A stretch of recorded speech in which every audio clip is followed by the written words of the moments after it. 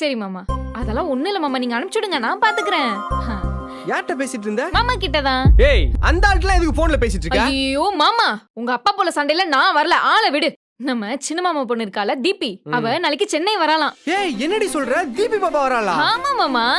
போனுங்க.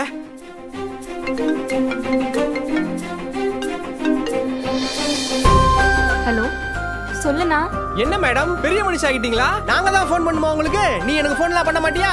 ஐயோ அண்ணா, அப்படியெல்லாம் இல்லண்ணா. பெரியப்பா தான் உங்ககிட்ட எல்லாத்தையும் பேசிட்டேன்னு சொன்னாரு. எப்படி இருந்தாலும் நீங்க வந்து 3 வருஷம் குப்பை கொட்டி ஆகணும்ல, பாத்துக்கிறேன் உன்னை. என்னண்ணா மிரட்றியா? அங்க என்ன பாத்துக்க எங்க அண்ணி இருக்காங்க. யாரு உங்க நொண்ணியா?